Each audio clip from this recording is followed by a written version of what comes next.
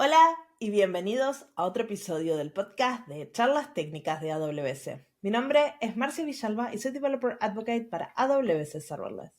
Hola, ¿qué tal? Por aquí Guille, Senior Developer Advocate para la región de Iberia. ¿Qué tal estás, Marcia? Muy bien, acá esta semana es el Summit, Bueno, ya has tenido viajes anteriormente, en semanas anteriores. ¿Qué tal todo por ahí? Sí, pero el Summit de Madrid es el Summit de Madrid. Nos vamos a Sí, encontrar con la mitad de nuestra audiencia del podcast. ya está a la vuelta de la esquina y lo tenemos calentito, calentito, pero además este año y vamos a sacar un pre-summit y un post-summit. Por si no tenéis suficiente con un día, que nos tengáis ahí 3 para poder charlar de cosas técnicas, de comunidad, incluso que probéis unos workshops el día después del summit. Buenísimo. Y todos los links para registrarse a esos eventos están en la cajita del episodio, así que Ujú. pueden mirar la información del Summit, que no sé si tendrá lugar para el momento que esté publicándose este episodio. Vamos a ver si ya están las inscripciones llenas o no. Pero bueno, tendrán que jugar a la suerte. Y después los links para el pre-Summit y post-Summit. Así que eso por un lado. Y otra cosa importante, estos episodios ya me lo preguntan, creo que cada vez que lanzamos un episodio me preguntan, ¿está disponible en YouTube? ¿Está disponible en Spotify? Sí, los episodios del podcast de charlas técnicas desde el principio hasta este que están escuchando y todos los que van a venir en el futuro están disponibles en YouTube y están disponibles en todas las plataformas de podcast, Apple Podcasts, Spotify, Google Podcasts y no sé en cuántas más estamos. Así que vayan a escucharnos donde quieran y sean felices escuchándonos mientras caminan paseando el perro. Y con eso arrancamos con el episodio de hoy. Pues sí, hoy tenemos un invitado, a Miguel Ángel Muñoz. Miguel, para los amigos. Lleva unos años en el mundo cloud, 5 usando AWS y damos paso. Cuéntanos, Miguel. Buenas. Sí, llevo ya, son 5 años en Mundo Cloud y Mundo AWS. O sea, empecé con AWS y me quedé en AWS. Eres Solution Architect para Paradigma Digital, ¿no? Sí, sí, ¿Qué soy tal? Cloud Architect o Solution Architect, pero bueno, es un poco... es lo mismo. ¿Diseñas y despliegas? ¿Diseñas solo? ¿Haces Eh, todo? Diseño y despliego, hago las dos cosas. O sea, me gusta... además, es que si no despliegas, si solo diseñas, es muy complicado luego diseñar. Sí. Porque en los despliegues es cuando descubres todo lo que has hecho mal en el diseño. Ujú. Entonces, muchas Cuéntanos veces. un poco tu trayectoria profesional. ¿Cómo llegas hasta el mundo cloud? ¿Desde dónde parte tu Pues, historia? bueno, yo empecé, bueno, hace un montón de años. Estuve 10 años como Unisadmin, como administrador de sistemas Unis en entornos de high-end principalmente, pues lo que era Solaris, HPVX, AX, evolucioné un poco hacia AX al final de mi carrera y en un momento determinado, pues la verdad es que con todo ese bagaje, la verdad también me pegaba mucho con la parte de redes y con la parte de storage y pues decidí cambiar un poco de aires y empecé en el mundo cloud, descubrí AWS y la verdad es que yo al principio era muy crítico con la virtualización, venía de un mundo hierro puro y cambiar a ese mundo de virtualización. Pero o sea, me pareció, al empezar a estudiar AWS, me pareció tan sencillo y tan fácil hacer las cosas que rápidamente cambié el chip. Sí. Interesante eso que digas, que eras como así que no te daba un poco de repelús la virtualización. ¿Por qué te pasaba eso? ¿Qué sentías? Pero pues, al final es un poco por, ¿cómo se llama? Un poco por concepción. Es verdad que vives la virtualización desde el principio, o sea, cuando fallaba todo, al principio de los tiempos, y entre tu propia experiencia muy inicial y un poco también el, te llegas el bagaje de tus compañeros. Entonces, mucha gente odiaba la virtualización o no le gustaban, siempre se decía mucho, cualquier cosa va a funcionar mejor en hierro puro y no le veías las ventajas a la virtualización. En el momento que empiezas a ver que no te hace falta todo lo que usas en lo que es en un on-prem puro y va a ser mucho más fácil desplegar, todo va a ser más rápido, pues oye, enseguida dices, oye, aquí me ahorro muchísimo tiempo. Por ejemplo, o sea, yo también entraba en cabinas de storage a darme mis discos. Siempre lo he hecho. Entonces, cuando tú haces eso o tienes que configurar una SAN y llegas a AWS y te generas un EBS y te lo das, y dices, oye, aquí... Pasaste de tener las manos muy sucias a tenerlas muy limpias. Claro, es como, esto es muy sencillo. Y encima, ya te vas a servicios serverless y aquello es maravilloso. Ya lo sé, serverless es maravilloso. Soy, para venir del mundo on-prem, soy muy raro porque me encanta muchísimo el mundo serverless. Tenés que abrir ahí tu iglesia de evangelizar gente on-prem a serverless. Es difícil, pero se consigue. Sí, sí. Es un salto tremendo, de venir de HP, UX, AX al mundo cloud directo. Es una transición que no he visto muchas personas, para ser honestos, ¿no? Siempre pasas por la infraestructura, vas ampliando no solo HP UX, sino más, y ya entras de lleno con virtualización. Tu salto fue interesante. Grande. También es verdad que tocaba muchas cosas dentro del mundo Unix. También servidores de aplicaciones. Entonces, al final, tocas tantas cosas que a mí me resultó muy sencillo y muy natural, ¿eh? Es verdad que luego hablas con la gente y a mí me toca muchas veces hablar con muchísima gente que empieza en cloud. Son súper reticentes y les cuesta mucho entender. Y a mí me echan mucho en cara, ¿no? Como tú vienes del mundo cloud, si yo vengo de on-prem.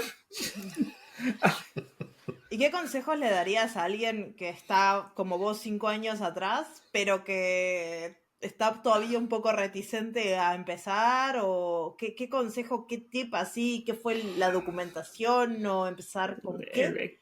El hacer un poco tabla rasa. Por ejemplo, yo al principio sí que hacía mucho lo de hacer equivalencias, pero luego te perjudica porque piensas que hay cosas que funcionan de una manera, sobre todo la parte de balanceadores y tal. Te vas a un balanceador físico, cómo funciona. Y no, funcionan de manera muy diferente, aunque son una maravilla los balanceadores, los load balancers en AWS, pero hacer un poco de chip de abrir de mente. O sea, no pensar en esto en on-prem se hacía así y no voy a cambiar de hacerlo, sino decir, oye, a ver cómo lo hacen en cloud, porque a lo mejor es mejor que como yo lo hacía. Que al final muchas cosas son iguales, ¿eh? La parte de o sea, al final en el mundo Unix buscabas automatizar al máximo. Lo que pasa es que era muy difícil.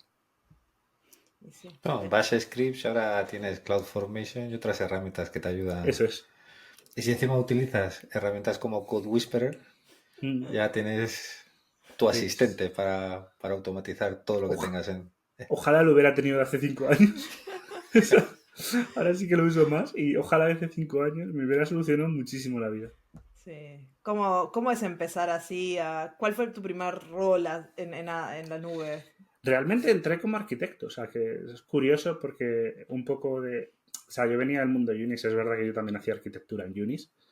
Y claro, el primer rol tuve mucha suerte, también tengo que decirlo, porque empecé con una persona que, por un lado, era una máquina, es el mejor arquitecto que he conocido, y he conocido unos cuantos, y por otro lado, enseñaba. Entonces, la verdad es que me ayudó un montón y aprender con él fue una maravilla. Además, estábamos en un cliente que tenía que era bastante grande y que tenía muchísimas cuentas, multicuenta, que al principio sobre todo suele ser difícil. Entonces, me ayudó muchísimo a avanzar. Claro, eso es fundamental, tener un mentor, tener a alguien que aparte de ser una máquina, como decís vos, sea también dispuesto a enseñar, ¿no? Porque al final la gente, si no, ¿cómo aprende? Si no hay alguien que le enseñe.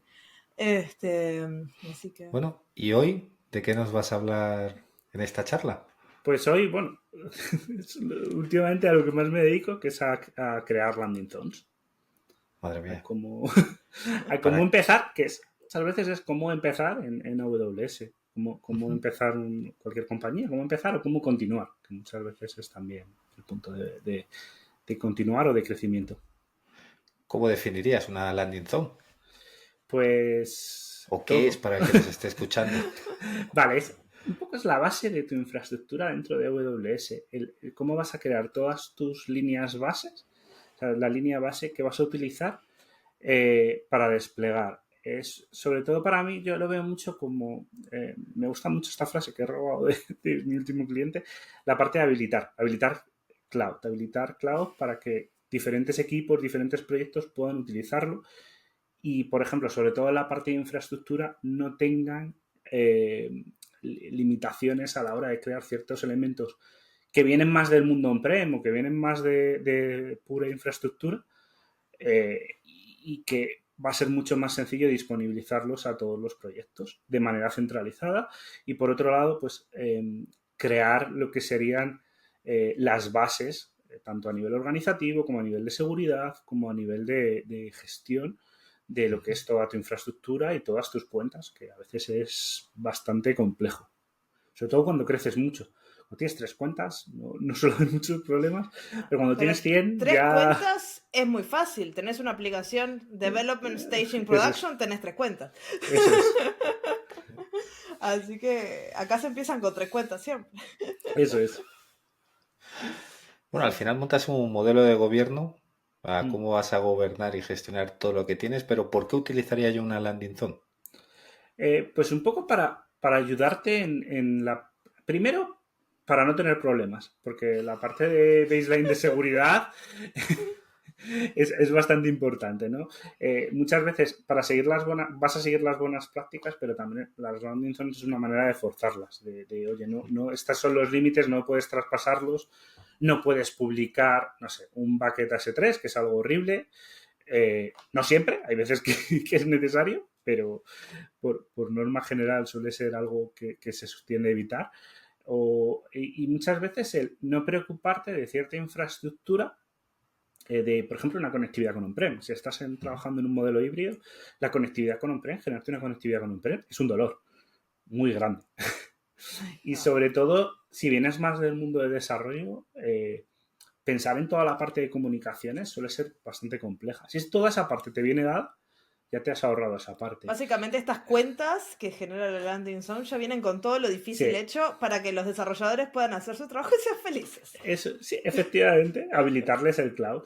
Y luego, por otro lado, pues oye, la gestión de... Si tú vas generando cuentas y no tienes ningún gobierno de cómo vas a generar las cuentas, de qué vas a hacer en cada cuenta, qué roles vas a asignar a los diferentes equipos, diferentes equipos, que al final hay personas detrás, pero qué roles les vas a asignar, es lo que decíamos, con 3 cuentas pues no tienes un problema, pero es muy extraño, con 100 cuentas ya empiezas a tener un serio dolor de cabeza.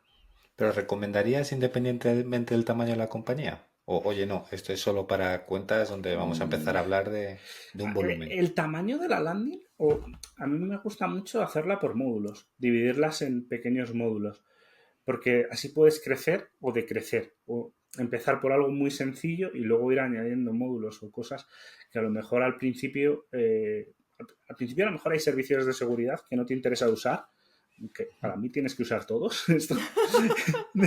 Pero claro, a lo mejor por tema de costes dices, pues yo que sé, Guard Duty a lo mejor al principio no me interesa, pues no activas el módulo de Guard Duty, o por ejemplo no tienes requerimientos de una conectividad híbrida, vale, pero dejas preparado ya para si en el futuro tienes conectividad híbrida. Yo, por ejemplo, en el tema de redes, una cosa que he visto muchísimo es el solapamiento de IPs. Y es algo, nadie usa ni PAM, es verdad que hay un montón, pero casi nadie, ni siquiera un Nestel para decir, oye, no voy a solapar las redes. Y pasa muchísimo. Pues te encuentras... esto, el de redes que lo esté escuchando le está dando un ataque al corazón ahora mismo. Sí. A mí me sufre muchísimo porque cuando llegamos y llegas con los rangos que necesitas, te dicen, vale, pero todos estos están solapados. ¿Por qué esta gente usa estos rangos? Entonces, si tú no estableces una landing y una de las primeras fases de la landing es, vale, ¿qué direccionamiento vamos a usar para cloud? Y seleccionas un rango que crezca, ¿vale? Para todas las cuentas que vayan entrando. Y todas las cuentas que necesiten. No siempre una cuenta va a necesitar red, que eso también es una cosa... Es interesante el capacity planning que hay que hacer por adelantado para realmente lo que quieres desplegar, ¿no? A ver, en una landing, sobre todo lo que haces al principio, sobre todo si empiezas desde cero, es hablar con todos los equipos. O sea, con comunicaciones, seguridad, los equipos de operación, los equipos de on-prem, los equipos de producto que van a desplegar. Hablas con todos y a partir de ahí empiezas a decir, vale, esto es lo que queréis. Porque a veces los diferentes equipos se chocan mucho en qué quieren o en qué necesitan. Bueno, me estaba sonando a utopía porque el conseguir hablar con todo el mundo dentro de la compañía suele ser complicado y sobre todo cuando te dicen, "Ah, no tengo tiempo, haz lo que Sí, quieras, no me molestes". O no entienden ni lo que le estás pidiendo. sí, ahí es... Ahí, por ejemplo, a mí me viene muy bien venir del mundo on-prem, porque, por ejemplo, con toda la gente de on-prem, al final cuando te van contando las cosas, les puedes hablar un poco en su idioma, Mm, que es una cosa muy importante, porque muchas veces no te entienden cuando les hablas a lo mejor de una VPC o cuando les hablas de un Transit Gateway, te dicen, oye, ¿qué es esto? Y pues se lo trasladas un poco a su lenguaje. Y, o qué es una cuenta, o cómo funciona una cuenta, es algo que es complejo. sí. ¿Cómo le explicás qué es una cuenta AWS a un cliente? Porque esa es una pregunta que me hacen cada vez que hablo en un lugar que no son clientes de AWS. Te dicen, ¿y qué es una cuenta? Yo al final siempre intento explicar que es un contenedor. O sea, es un pequeño contenedor en el que vas a desplegar tus servicios, puedes desplegar infra y que además cada cuenta está aislado en sí mismo. Es el primer boundary que puedes tener. Es una cuenta. Que a veces no siempre tienes que tener, como digo yo, una cuenta por cada boundary, ¿vale? Que a veces hay gente que te genera para un solo proyecto 15 cuentas y dices, oye, a veces esto no te falta. Pero es sí que intentar decir, oye, es un contenedor, es tu primer límite de seguridad, aquí vas a dar una serie de permisos, dentro también puedes particionarlo, o sea, dentro de una cuenta puedes particionar, vas a tener tu despliegue y además, dependiendo un poco del nivel de permisos, dentro de una cuenta eres autónomo. Sobre todo en una landing, a mí me gusta mucho que los equipos de desarrollo sean autónomos, que no necesiten, a ver, siempre con unos ciertos límites, los elementos que te da la landing, obviamente, no los puedes modificar, porque suele ser un riesgo tanto para seguridad como para la continuidad del negocio, pero en el que tú vas a ser totalmente libre. Es tu pequeño CPD. Por ejemplo, para alguien que viene muy bien prem, le digo, es tu pequeño CPD. Bueno, tu pequeño, además pueden ser varios, pues si vas a varias regiones, pueden Sí. ser varios CPDs. Pero bueno, lo de pequeño CPD lo Se entienden nota que bastante bien. vienes, se nota que vienes de infraestructura porque yo he llegado ahí. No, son como carpetas. Cuando sueltas ahí en tu carpeta y clasificas, lo mismo, Sí, sí. También depende con quién hables. Si vienes, hablas un poco con más mundo on-prem. Si hablas con negocio, viene muy bien lo de decir carpetas, lo entienden muy bien.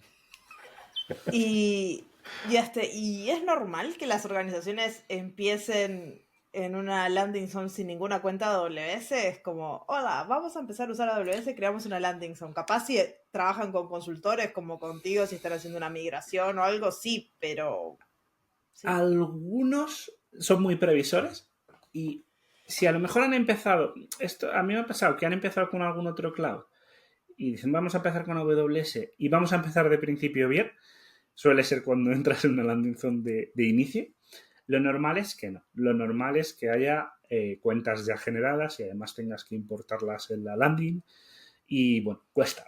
Se pueden adoptar cuentas perdidas por ahí. Eh, sí, y bueno, y se pueden, incluso o sea, esto lo podemos luego borrar del podcast, pero se pueden incluso importar cuentas con un solapamiento de IPs, que es algo muy habitual.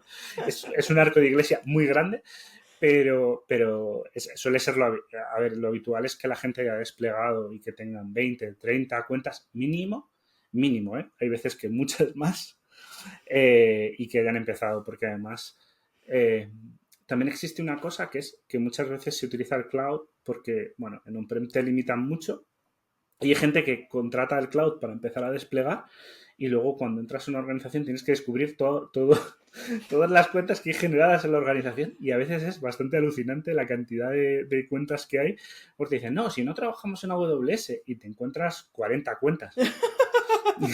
Vale, para no trabajar. Y todas con permisos admin que pueden Sí, hacer cualquier uy, cosa. efectivamente.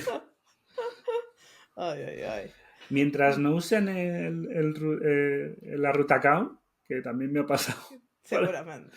para desplegar algo que es como, no. Bueno, ahí la recomendación solo para empezar, pero en cuanto definas, olvídate, ¿no? Sí, o sea, yo recomiendo no usarla. O sea, a no ser que... No, es verdad. Para que, o sea, cada vez además se han ido quitando un montón de tasks que sí Funcionalidades. necesitabas hacer en la ruta account. Ahora quedan muy poquitas. Y las que quedan suelen ser cosas muy límites. Entonces, normalmente abres la cuenta y ya. Ujú. Incluso Sí. en una en una organization, cuando abres una cuenta, no necesitas usar la root account ya para nada. Antes nos has contado que te gusta montarlo como plug and play, ¿no? Mm. Muy modular. De, oye, esto, ¿cómo evolucionas una landing zone? O sea, una vez que tengo todo desplegado, en base a las necesidades de negocio, la escalabilidad por lo que me piden a nivel técnico, A los mí, o equipos. sea, esto, bueno, o sea, realmente al principio lo aprendes un poco a las malas, pero vas a tener que evolucionarla, sí o sí, porque yo creo que no conozco ningún cliente, ninguna compañía que empiece en cloud y luego vaya hacia atrás. O sea, se diga, no voy a usarlo más. No, normalmente creces. Entonces, cuando creces es cuando te das cuenta que necesitas más cosas y cuando una landing tiene que evolucionar. Entonces, ¿Cómo? y tienes, o sea, yo normalmente intento, o sea, mucho del mundo Terraform, o sea, vas por módulos, vas añadiéndole módulos, la modulas mucho, o en CloudFormation igual, puedes con stacks, o sea, con un stack set, vas generando stack sets, y entonces generas un nuevo stack set para un despliegue nuevo y además lo haces o sea, sobre todo para que pueda aplicarse a todas las cuentas y de manera retroactiva. Capaz puedes dar un ejemplo de qué cosas. Por ejemplo, una de las cosas que hace poco sí que he añadido en una landing era un instance scheduler. No había, entonces, además el instance scheduler de AWS. Entonces, vale, ¿cómo hacemos esto? Vale, lo primero es, yo lo necesito en una cuenta de la landing, ¿vale? Pues una cuenta SARE que tenemos, ahí despliego todo lo necesario para mi, vía código, siempre, despliego toda mi infraestructura que voy a requerir. Y luego, a nivel de, normalmente en una landing lo que tienes es se suele llamar Account Vending Machine o Factory Machine. Bueno, tiene muchos nombres que es la creación propia de las cuentas y en las que vas a meter todo de la landing. Entonces, lo que haces es añadir en ese código todo lo que vas a requerir. O sea, en este caso es un rol realmente y luego comunicarle a toda la gente que está usando, oye, ahora, si usáis este tag y tienes los valores, ¿no? El distance scheduler es muy facilito de usar. Si tú añades este tag con este valor, la máquina te va a pagar a las 6 de la tarde. Y Y ya eso se lo tienes. aplica retroactivamente en todas las cuentas que pertenecen a la landing Sí. zone. Vos lo desplegás Luego, en un lugar y ¡pum! claro, tú haces el despliegue, lo despliegas a todas las cuentas. Es un poco ¿Pero es rollo manual porque, bueno, o...? es automático. Okay. Lo haces en un pipeline, lo suyo es hacerlo en un pipeline para que te aplique a todas las cuentas. Aquí sí que es muy importante que o sea, que no te borren recursos de landing, porque si no tienes un drift y ahí tienes un problema bastante grande. ¿Y quién es el dueño del landing zone? Pues normalmente algún equipo de operación o algún equipo que gobierne la landing zone. A veces es el mismo equipo de operación que hace toda la operación cloud, o a lo mejor es un equipo que solo se dedica a operar la landing zone y delegas totalmente las cuentas en los equipos de proyecto. Que por ejemplo a mí ese es el que más me gusta porque das mucha flexibilidad a los equipos de proyecto. Ah. A mí siempre me ha parecido curioso el trade-off entre la parte de negocio, las necesidades y los requerimientos técnicos. Porque a veces no casan mucho y negocio te pide restringir ciertas cosas que desde la parte técnica sí que necesitas evolucionar y desplegar. También pasa al revés, ¿eh? ¿Sí? También es muy habitual que te restrinjan, no sé, la publicación. O sea, por ejemplo, a mí me ha pasado mucho que alguien decida un modelo de centralizado de ingres, que diga, más el de Egres es el más habitual y no da tantos problemas, pero un modelo centralizado de ingres y que luego los proyectos digan, no, es que a mí esto no me vale ¿Qué porque me significa genera... un modelo centralizado de ingres para los que no somos de plataforma? Porque Vale, acá la mitad quedaron como, ¿eh? vale. Esto sería desde una cuenta, generando una cuenta de networking, que esa cuenta de networking se ocupe de toda la exposición a Internet, ¿vale? Todos los servicios que expones los expones centralizadamente. Es decir, en vez de ser cada cuenta o cada proyecto expondría un endpoint interno y ese endpoint interno lo gestiona otro equipo, un equipo de networking, que es el que expone hacia Internet. Es un modelo que viene muy del mundo on-prem, es como se trabaja en on-prem. A mí en cloud no me gusta nada porque da muchos problemas, pero por ejemplo es un modelo que a lo mejor alguien a nivel técnico te dice, no, este modelo tiene que ser así, porque nosotros lo vamos a gestionar así y por unos límites muchas veces a lo mejor a nivel de seguridad, pero claro, ahí la parte, ya no los proyectos, sino la propia parte de negocio te dice, es que esto no es ágil para nosotros, no es nada ágil. Entonces, por eso te digo que a veces es al revés, a veces hay límites técnicos que la parte de negocio te dice, no, este límite lo tienes que quitar y que los propios proyectos puedan exponer. Tú puedes controlar de forma centralizada lo que están exponiendo, puedes controlar que no haya, que la gente no se salte los límites o yo, por ejemplo, me encanta obligar a la gente que si expone algo le ponga un WAF, si expone un balanceador que le ponga un WAF, si expone una API que Y le ese ponga tipo un de WAF. cosas las puedes como enforce, ¿cómo se Sí. español? Obligar a la gente. Es que Forzar. suele mejorar ahí en inglés la parte de enforcement. A ver, puedes automatizar remediaciones. Ok, entonces si ves, por ejemplo, aparece un endpoint y aparece una remediación sí, que le pone el WAF. Claro, tú puedes ejecutar, al final es una lambda por detrás, hay muy serverless y con un Event Bridge o con, bueno, hay varias. Me encanta esa, la de Event Bridge con lambda. Ves que alguien ha expuesto un balanceador, lo analizas y dices, oye, ¿tiene WAF asignado? No tiene WAF. Pues le fuerzo a que ponga un WAF o... porque ahí el problema que tienes es qué reglas le pones al WAF. Lo que puedes hacer es quitarle las reglas de entrada al balanceador, decirle, vale, nadie puede acceder y le pones una nota o mandas un mail diciendo, oye, ponle un WAF.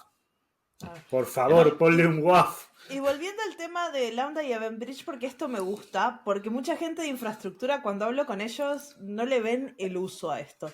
Entonces, quiero volver acá, porque me estás ayudando a mí me parece, te he dicho que soy raro porque me encanta el mundo serverless.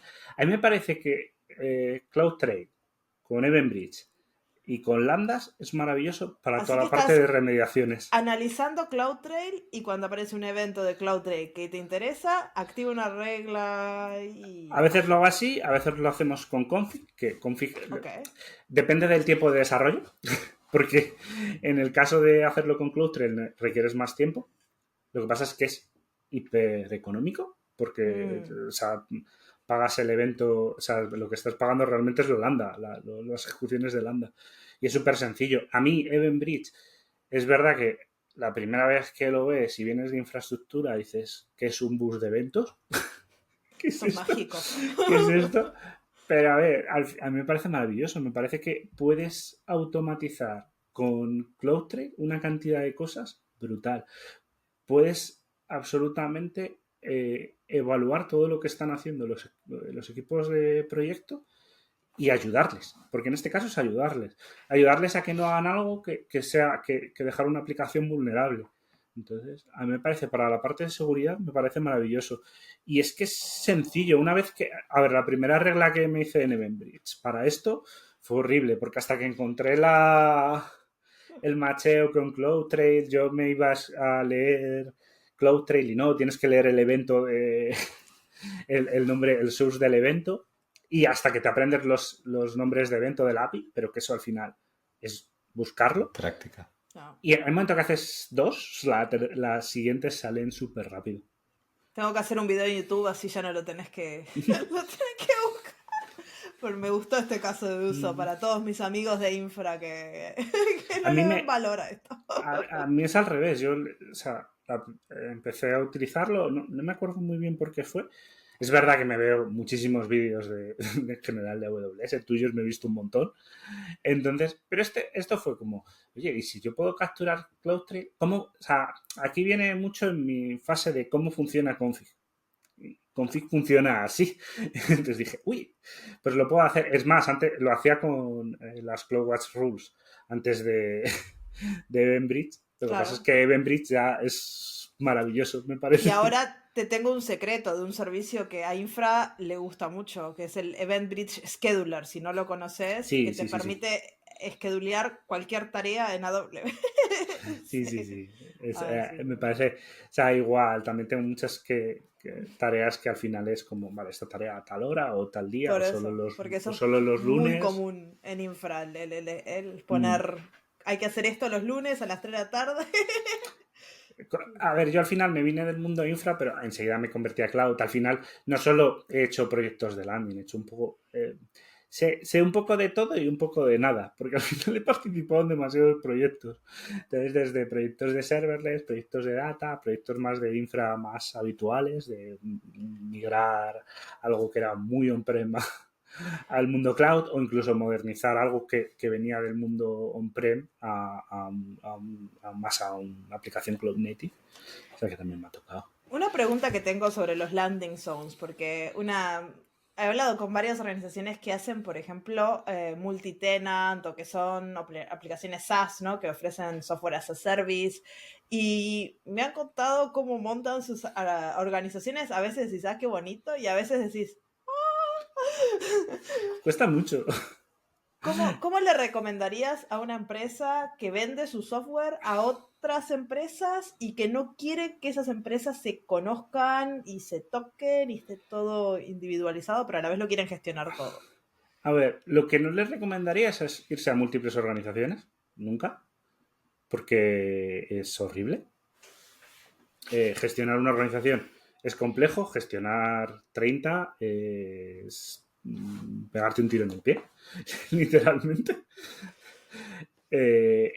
Sí que les recomendaría mucho la parte de, o sea, pegarte mucho con la parte de IAM, porque en la ¿De parte qué? de IAM, Los Identity and Access Management. sí, porque en la parte de Identity Access Manager puedes dividir mucho. Además, esto si te fijas en aplicaciones multitenant, o sea, en cualquier third party, cuando te presentan cuando les tienes que hacer un acceso desde un external, ellos lo que hacen siempre, si te fijas, es la misma cuenta. Esto pasa mucho. Es decir, no hace falta ni siquiera irte a un modelo de multicuentas para un multitenant. Si tú lo tienes bien dividido con IA, puedes hacerlo perfectamente y puedes hacer que los modelos no se vean. La parte de generar external IDs para un multitenant es maravilloso. No, así que ahí va una recomendación. Sí, pero a mí me gustaba más porque estabas entrando en historias de terror, que a mí personalmente me gustan más, qué es lo que falla y qué es lo que te encuentras. En el caso, o sea, por ejemplo, lo de las múltiples organizaciones no viene por una organización de multitenant, pero sí que viene por ejemplo, típica multinacional, tengo muchas unidades organizativas, cada unidad organizativa quiere su organización. Y esto de primeras parece una muy buena idea. Cada una va a tener su facturación, cada uno va a tener su control, cada una va a tener... Ya, pero tienes que tener 30 equipos que mantengan eso. Eso es un coste brutal. Al final, si tú, por ejemplo, en el caso de una landing, generas un nuevo módulo, o sea, generas un despliegue, lo vas a tener que desplegar 30 veces. 30 veces por organización, más luego, si te requieres en las cuentas, el despliegue en las propias cuentas. Vale, se puede automatizar, pero se va de tiempos, ¿eh? O sea, no es nada fácil gestionar un despliegue así. Cuantos más puntos de acceso tengas, más puntos de fallo tienes. En el momento, además, la centralización te ayuda mucho a intentar limitar los accesos. Cuanto más descentralizado lo tienes, a ti que las cuentas entre gente y modifique su infraestructura, al final es su cuenta, que hagan lo que quieran. Pero que te lo hagan en la organización, empiezas a tener problemas, que cada organización quiera sus cosas. Y esto se hace mucho pensando ¿cómo hago el gobierno de mis cuentas? ¿Cómo organizo esa gestión de la organización? Vale, voy a hacer un calco de lo que tengo en mi organización a nivel de negocio. Vale, pero no es lo mismo. O sea, el mundo cloud es totalmente diferente a cloud, pero incluso pasa con infra, pero el mundo cloud es totalmente diferente a tu organización de negocio. Se llama la igual. famosa ley de Conway, que vamos a hacer sistemas que se parecen a cómo nos relacionamos. Sí. En el desarrollo de software hacemos nuestros microservicios y en la infraestructura hacemos nuestras dependencias también, ¿no? Pasa mucho que quieres reflejar lo que tienes en tu organización en una organización de AWS, o en este caso en múltiples organizaciones. Y luego es horrible, o sea, te genera un montón de problemas. Luego es muy difícil a nivel de, vale, tengo cada uno le llega su factura, pero detectar un coste que se te ha disparado por un mal uso, tienes que meterte en 30 consolas. Eso es horrible. Porque meterte saber en una consola y ver, o sea, ponerte el análisis de costes para que te detecta que hay un drift, vale, pero en 30 cuentas cada vez se va complicando. Mayor número de organizaciones, los problemas son exponenciales. ¿Y hay algún límite para la cantidad de organizaciones? A ver, para mí una. No, digo, que dentro de una organización cuántas cuentas y qué tamaño puede ser gigante. Las cuentas, el número de cuentas, si tú lo estableces bien, o sea, si tú te haces un buen, o sea, por ejemplo, un pipeline para el despliegue y luego piensas en cómo vas a hacer los cambios de forma retroactiva, cómo vas o sea, si te lo estructuras bien, yo creo que no hay límite. Hombre, obviamente, cuantas más cuentas, más difícil va a ser de gestionar, pero también... obviamente, más coste vas a tener en AWS y más revenue para tu negocio. Esto es un poco de ¿cómo se llama? Sí, trade-off, sí. Pero en el caso de organizaciones, hombre, hay en casos que sí que tienes que tener una organización por algún límite técnico o por algún límite ya legal, que sí que necesitas tener una organización para diferentes negocios. Pero lo normal es intentar ir a uno o dos como mucho. O sea, yo intentaría no subir más de eso porque si no puedes generar bastantes problemas. Yo estaba pensando en ese pobre financiero, que solo hay uno en la compañía, un equipo reducido, diciendo, tengo la factura de esta cuenta, de la otra, coño, aquí Miguel me ha añadido 3 WAF automáticamente, pero oye, me está ahorrando el coste de 2 servidores porque se ha pasado a EventBridge y a Lambda, volviéndose loco con el ajuste de dónde estoy gastando o dónde estoy invirtiendo mi dinero. Bueno, te diría que la parte de billing ha mejorado mucho. En los últimos 2 años ha mejorado un montón porque puedes hacer incluso generarte, por ejemplo, en diferentes países, puedes generarte diferentes facturaciones jugando con los tax settings. Eso es lo que queríamos oír. Sí, esa parte, o sea, hace poco hemos estado jugando con eso, con los tax settings, para poder hacer diferentes facturas para diferentes entidades al final, para diferentes no compañías, pero unidades de negocio. Y la verdad es que funciona bien. Y luego, bueno, además vas a poder, se puede modificar, o sea que va mejorando mucho. La API de billing ha mejorado y está mejorando un montón. Así que en una landing zone tenemos un montón de módulos que nos ayudan a agregarle más funcionalidad. Tenemos la parte de billing que se agrega toda junta. Tenemos la creación de cuentas self-service.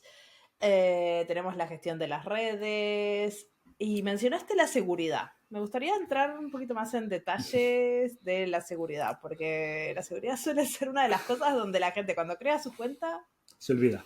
No le presta atención. Van a lo que van y se olvidan de poner la seguridad. ¿Qué cosas hay que tener en cuenta ahí? Bueno, aquí yo creo que apoyarte en toda la parte de servicios de seguridad de AWS es fundamental, porque yo hay servicios que me parecen maravillosos. GuardDuty es uno de los que me parece más maravilloso. ¿Qué hace GuardDuty?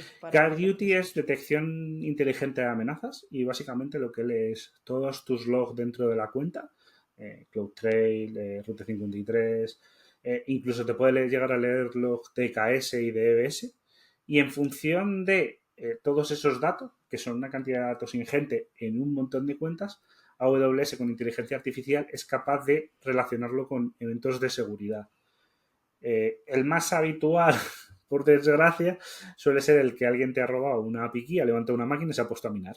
Bueno, si te ha levantado una máquina, tienes suerte. Lo normal es que te levanten 2 o 3 de las más grandes en todas las regiones que puede. Ay, ay, ay. Sí, esto... Nunca pongan sus API keys en internet. Sí, es algo que... Y es algo que pasa un montón. Por desgracia, pasa bastante. Y él te va a avisar y te avisa súper rápido. O te avisa Pero, por de que ejemplo... incluso te avisa de que usuarios dentro, porque a mí una de las cosas es, vale, el que tienes un ataque desde fuera, entre comillas, es algo que tú supones, pero puedes tener ataques desde dentro. Y Guard Duty te ayuda mucho. Sí, hay gente que utiliza, hace malos usos internamente por motivos propios, y ahí no entro en la gente. Pero, para minar. Sí, para minar es bastante habitual.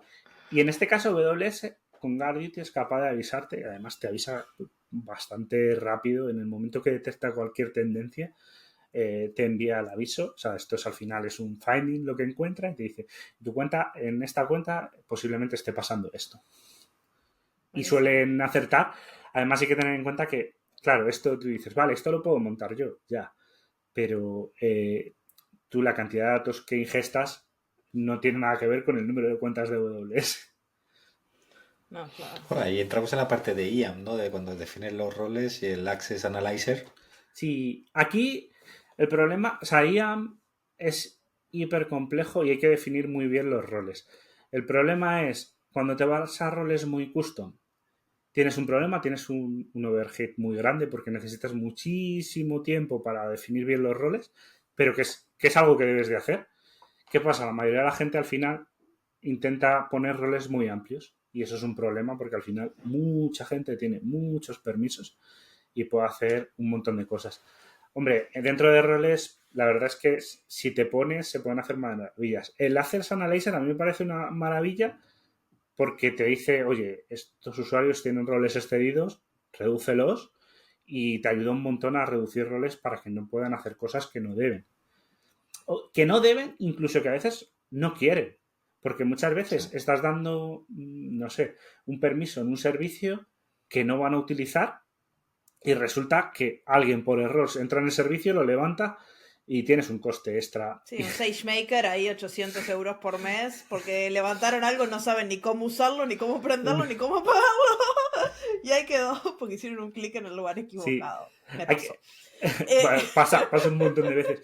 Aquí también, a mí una parte que sí que me suelo hacer mucho hincapié es en que se dé acceso a los costes a todo el mundo. Porque, o sea, visibilizar los costes. Porque tú puedes levantar, me ha pasado un notebook de SageMaker y la gente piensa que eso, cuando no lo usas, se apaga y no. y sigue arriba y tiene coste. Culpable. Por suerte tengo un widget que me encanta, es mi widget favorito, el de costes, que lo tengo en mi cuenta de AWS y digo, ¿y por qué? 800 euros si yo solo hago serverless. Ahí acá, es que estuve jugando con SageMaker y no, ni supe prenderlo ni supe pagarlo. Y ahora sí. Y otra cosa que también puedes bloquear, que muchas empresas al menos bloquean, son las regiones, ¿no? Que no querés usar. Sí, eso, las SCPs, que se bloquea con SCPs, es súper importante. Por ejemplo, para que no te hagan lo que he contado antes de levantarte una máquina en todas las regiones. Porque al final el que entra tiene un script, ¿vale? No es que entre en todas las regiones. Él tiene un script, se conecta por bot o se conecta por la API y lo que hace es atacarte a todas las regiones y levantarte una máquina. Además lo tienen, o sea, son scripts muy currados, ¿eh? Porque tal y como lo hacen súper rápido. Bueno, las regiones son un código, vos pones el código y puedes hacer un montón de cosas. Entonces, aquí lo que es, por ejemplo, las SCPs a nivel de seguridad es algo súper importante porque aquí ya puedes jugar con roles de IAM y con SCPs para limitar. Vale, ¿qué servicios quiero dar? Hay servicios que a lo mejor no me interesan. ¿O qué acciones? Por ejemplo, bloquear, en el caso de una landing, bloquear todos los servicios de seguridad. Yo no quiero que me apaguen el config, no quiero que me apaguen Guard Duty, no quiero que me apaguen CloudTrail. Todo eso yo lo puedo bloquear con SCPs. Y para los que no saben, SCP es Service Control Policies, que es para que lo busquen. Sí, básicamente funcionan un poco al revés porque tienes que dar un allow explícito a todo. Si pones un deny a todo, no Pero funciona la cuenta. esa es la función de forma de funcionar de Sí, AWS. Si vos no das permiso, no tenés permiso. pero tiene que haber una política explícita que dé un allow para todos los permisos. Si no, no funciona.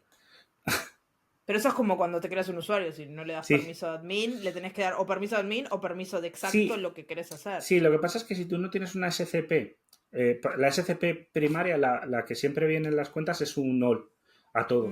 Porque si no ok. si tú quitas esa política, no funciona nada.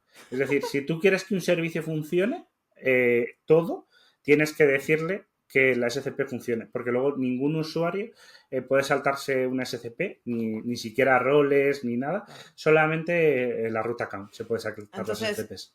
las SCPs están definidas en el landing zone a nivel de todas las Sí, cuentas y todo eso se aplica y arriba de eso se le aplican los permisos que se le dan al usuario en esa cuenta específica. claro. Aunque el usuario tenga, soy admin, si la SCP con la que se desplegó esa cuenta le dice que vos no, vos solo puedes hacer lambda, solo podrás hacer lambda. Ahí es donde entra la organization, porque tú puedes dividirte luego no use dentro de la organization, entonces tú puedes generarte diferentes STPs. Porque, por ejemplo, las cuentas de Sandbox a lo mejor te interesa que tengan menos, o sea, que tengan más permisos porque la gente va a probar y ahí pueden romper las cuentas. Pero en las cuentas de producción puedes prohibir muchas cosas.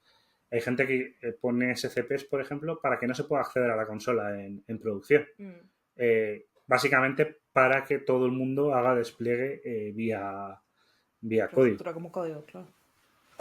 Mm. Ah, sí, eso es súper Bueno, interesante. y aún así eso tampoco te elimina de la posibilidad. No sé, hace unas semanas alguien hizo un push en un banco bastante importante y llegó una notificación que era un mensaje de test de alguien en preproducción Sí. y en tu móvil, ¿y este? ¿Quién es? A mí no me llegó.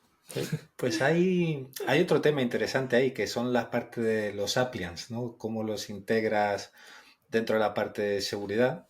Yo sé que no eres muy partidario o te ha dado muchos quebraderos de cabeza. Sí.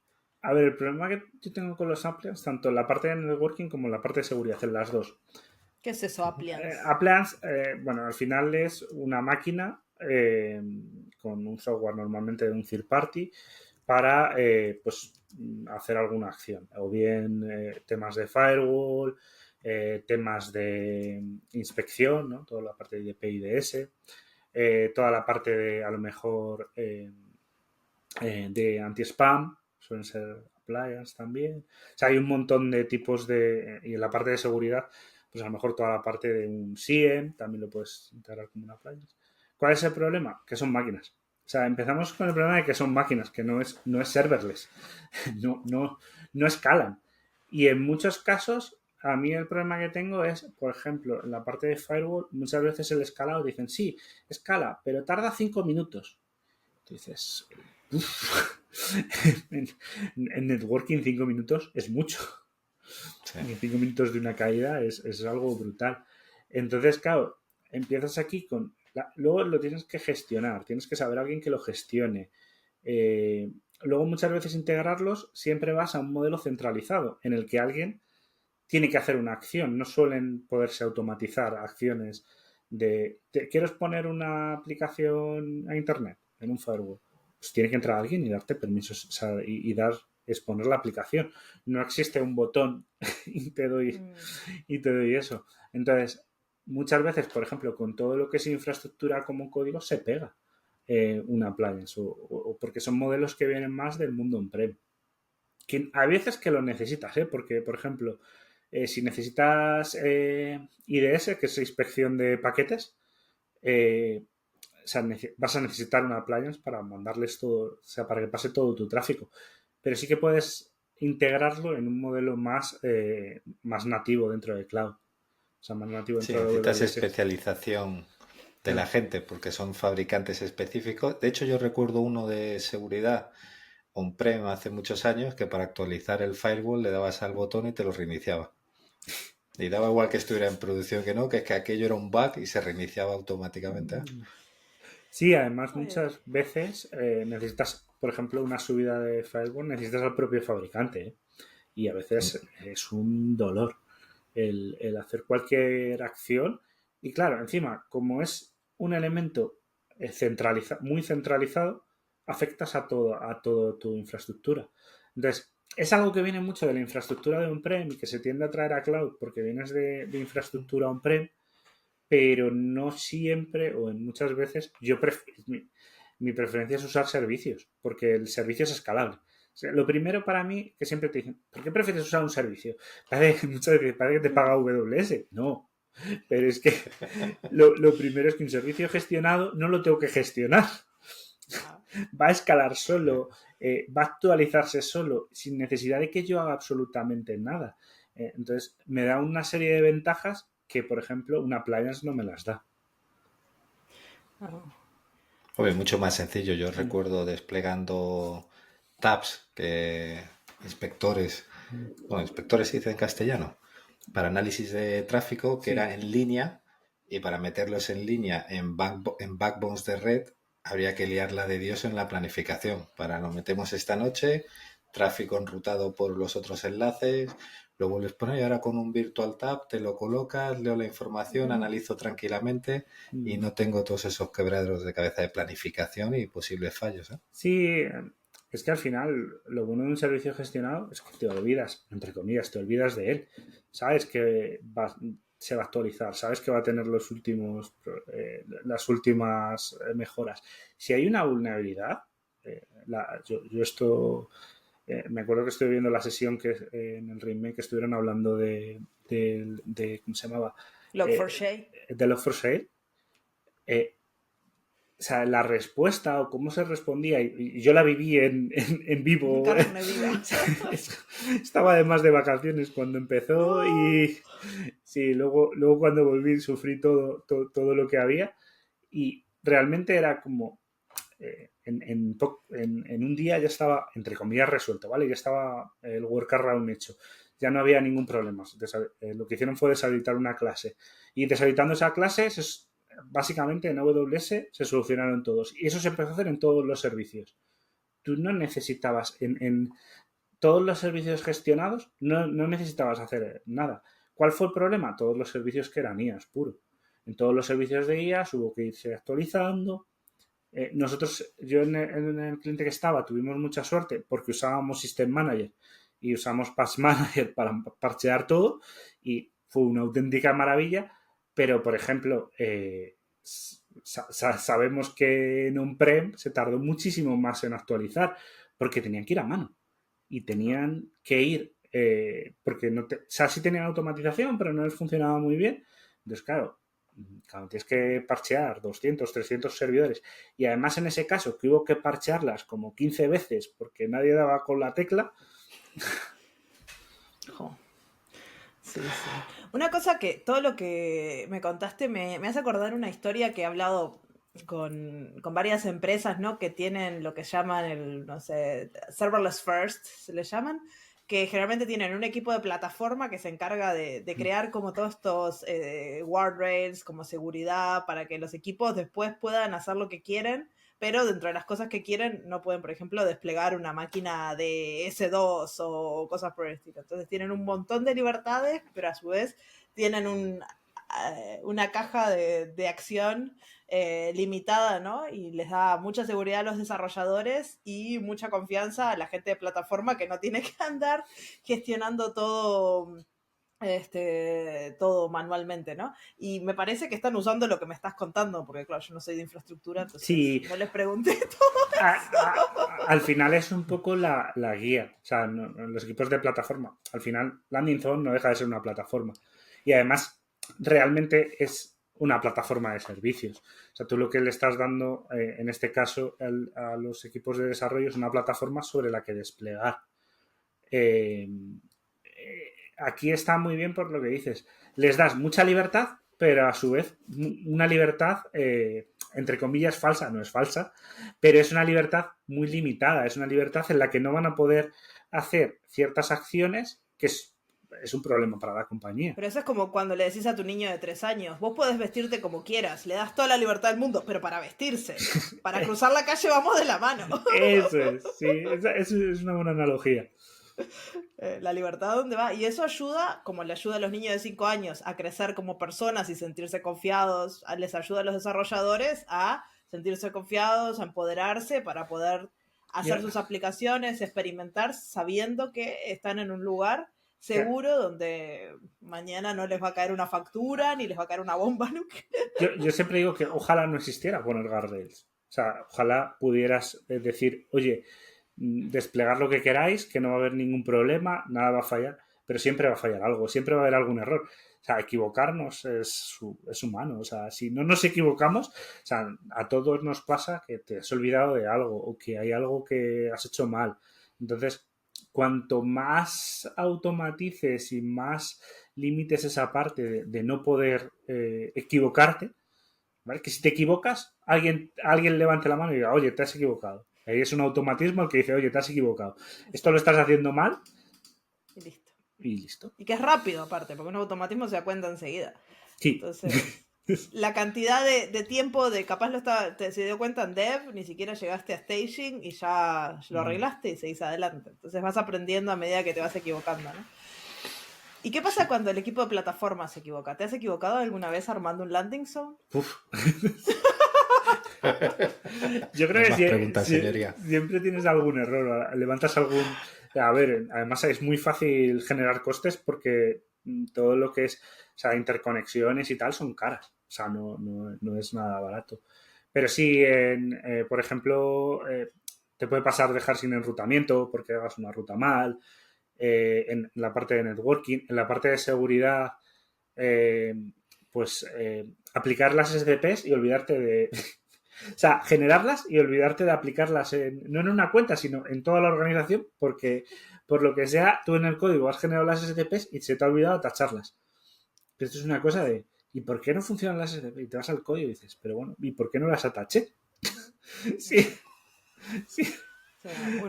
Un chico que entrevistamos en el podcast nos decía que había creado config rules y se había olvidado de que tenía esas config rules que restablecían una cosa, entonces cada vez que hacía algo le desaparecía lo que hacía porque tenía una config rule que le borraba lo que acababa de hacer y se estaba volviendo loco. A mí eso me ha pasado, de tener alguna remediación y hacer algo y ¿por qué me está fallando? ¿Por qué me está borrando una Elastic API pública?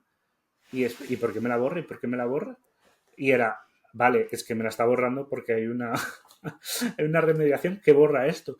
Y era como, vale, pero esto lo pusimos a posta. Y además se podía excepcionar, pero era como, y se me olvidó excepcionarla y ya está. ¿Y cómo documentás todo eso? ¿Tenés alguna wiki? Aquí está el mayor problema de yo creo, mío y de muchísimos técnicos, que es la falta de documentación. Pero sí, tenemos nosotros intentamos dejar toda la documentación en una wiki y además irla actualizando puntualmente.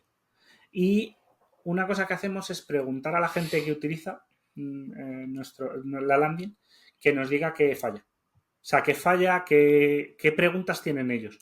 Porque yo me puedo hacer muchas preguntas para la documentación, o sea, yo lo pienso y muchas veces te cuesta, sobre todo... Hilar. Claro, hilar. Sí. Pero sobre todo cuando estás hablando, a mí, cuando hablas de la parte de seguridad o cuando hablas de la parte de networking, cuesta muchísimo que la gente te entienda porque muchas veces tú te das cuenta de que parece algo sencillo, que estás hablando de networking, estás hablando de peerings, estás hablando de VPNs o de Direct Connect o esto se enruta por aquí, las tablas de rutas y la gente claro, dice, vale, no he entendido nada. Por favor, ¿me lo puedes explicar en cristiano? ¿Me lo puedes explicar en mi idioma que yo entiendo?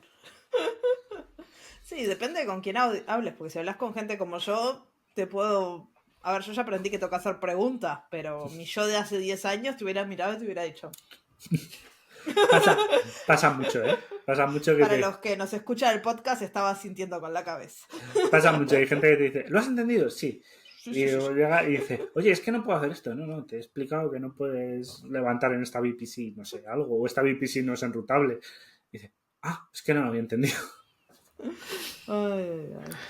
Bueno, y yo sé que esto da para mucho más, para un par de cervezas y seguir charlando de estas maravillosas historias y de la landing zone, pero estamos llegando al tope de la hora Y como siempre en cada capítulo, nos gusta preguntar a nuestros invitados alguna recomendación de libro o peli o serie, o las tres cosas a la vez, que te llame la Pues, atención. muchísimas. Hombre, yo soy muy fan del mundo Marvel, entonces Marvel, Star Wars y demás. Entonces, bueno, la última de Guardianes de la Galaxia me parece una maravilla. O sea, si alguien no la ha visto. Y estoy pensando una más del entorno informático y tal. Y hace poco, Hombre, de Landing Zone no vas a ver películas de no, momento. pero hace poco estuve viendo una que es quizás por la primera, Éxito de taquilla.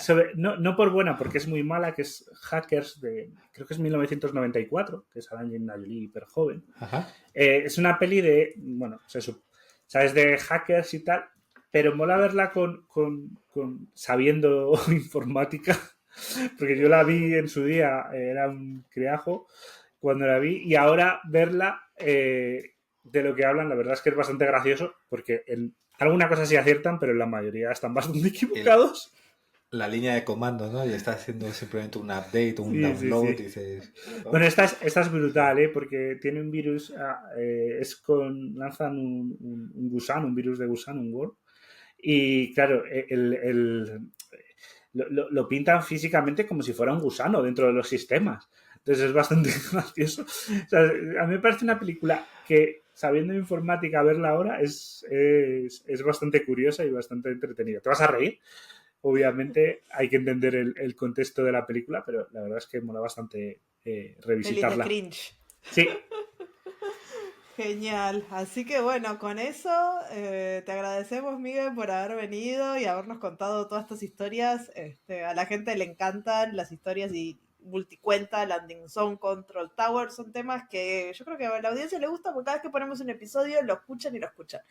Así que espero que les haya servido a todos los que nos están escuchando, o por lo menos a los que son developers, se hayan reído un rato con las historias de Miguel, y a los que son infraestructura, lo siento. Y bueno, muchas gracias Miguel, muchas gracias Guille, y gracias a todos por escucharnos. Nos vemos en 2 semanas en otro episodio del podcast de Charlas Técnicas de AWS. Chao, chao.